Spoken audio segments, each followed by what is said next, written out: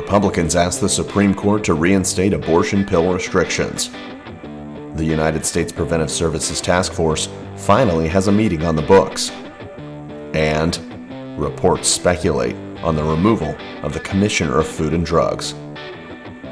For the week of May 11th, 2026, from Capitol Hill in Washington, D.C., this is Health on the Hill, brought to you by Heart Health Strategies. I'm Matt Duckworth.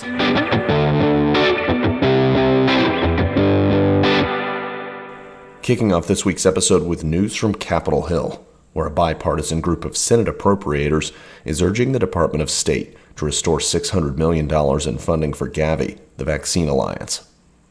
GAVI is a global health partnership whose mission is to increase access to vaccines in developing countries. The lawmakers expressed concern about the Trump administration's withholding of congressionally appropriated money, representing approximately 15% of GAVI's funding. The $600 million will expire at the end of the fiscal year on September 30th if it's not released by the administration. A letter from senators reads, quote, "GAVI plays a critical role in averting the spread of preventable diseases around the globe and helps protect public health in our country by stopping outbreaks before they reach our borders." It goes on to say, quote, "Congressional support for GAVI endures because of its proven success as a public-private partnership, immunizing more than 1.1 billion children, and in turn preventing 20.6 million deaths since its inception in 2000, unquote. U.S. Department of Health and Human Services Secretary Robert F. Kennedy Jr. has criticized GAVI for using immunizations with ingredients like thimerosal, which Kennedy believes is likely to cause autism. GAVI has responded that the preservative is safe and necessary in countries that lack refrigeration resources necessary to prevent bacterial contamination of the vaccines. The letter was signed by the chair of the Senate Appropriations Committee, Senator Susan Collins, a Republican from Maine, Vice Chair Patty Murray, a Democrat from Washington, and committee members Mitch McConnell, a Republican from Kentucky, Brian Schatz, a Democrat from Hawaii, Lisa Murkowski, a Republican from Alaska, and Jeanne Shaheen, a Democrat from New Hampshire.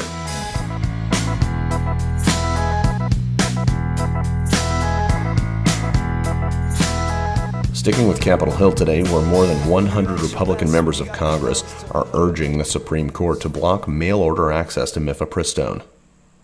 The Republican amicus brief was submitted in support of Louisiana's case, seeking to reverse the Biden-era removal of in-person dispensing requirements for the abortion drug. The lawmakers argue in their brief, quote, "By expressly authorizing mail-order chemical abortion drugs, the Food and Drug Administration is endangering women's health and safety by eliminating a medically necessary in-person examination to screen for contraindications," unquote.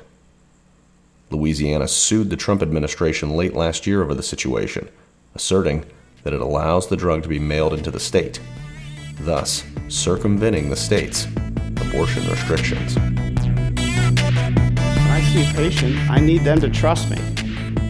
Sometimes we have to make tough decisions, and we need to make them together. I rely on that public trust.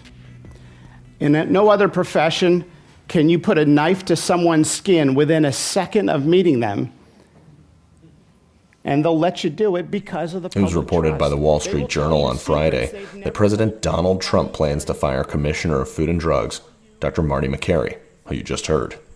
Makary's tenure at the Food and Drug Administration has been marked by high employee turnover, including the departure of many of the agency's division leaders.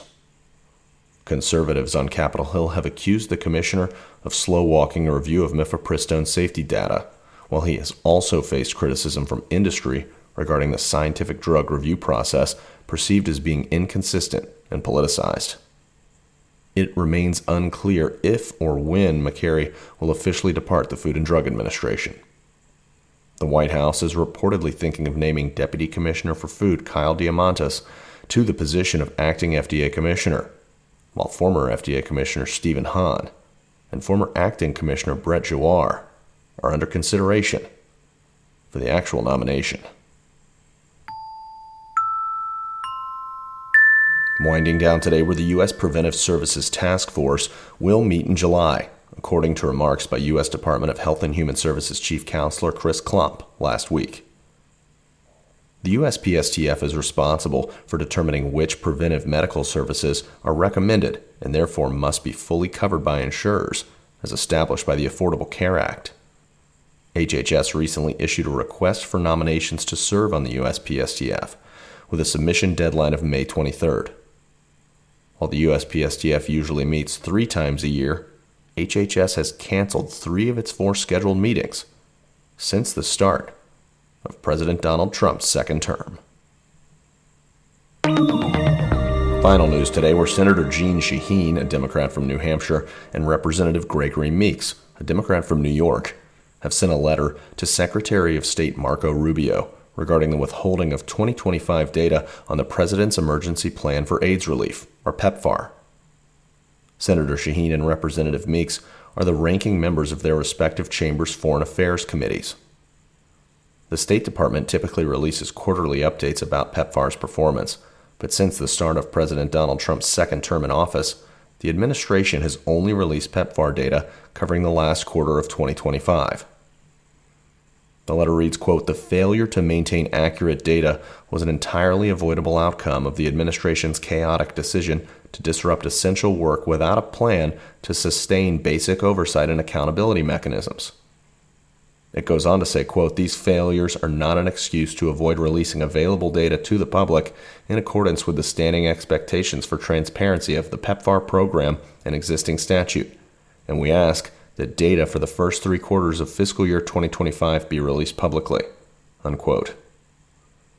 In a response to Politico, the State Department said that future data releases will, quote, "reflect globally recognized best practices by strengthening country-owned surveillance and reporting, advancing self-reliance, establishing high-quality data, and ensuring U.S. resources are deployed effectively so that each dollar of foreign assistance can have the greatest possible impact," unquote.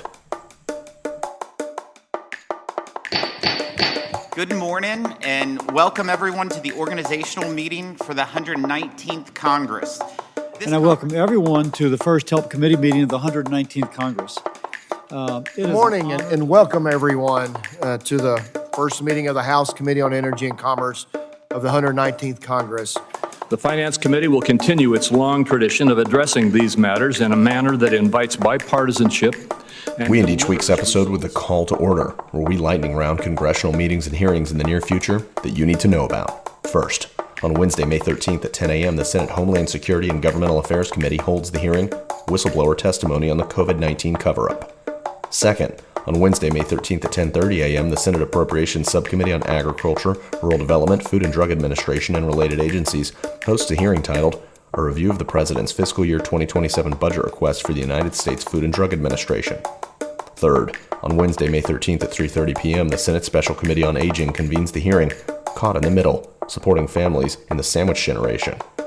Fourth, on Thursday, May 14th at 10:15 a.m., the Senate Judiciary Committee gavels in an executive business meeting to consider legislation, including the Fighting Post-Traumatic Stress Disorder Act.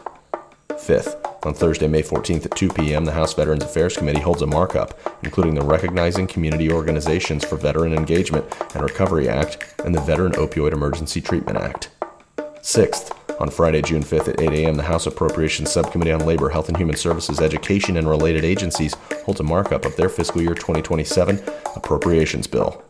And last, on Tuesday, June 9th at 11 a.m., the full House Appropriations Committee hosts a markup of their fiscal year 2027 Labor, Health and Human Services, Education, and related agencies bill.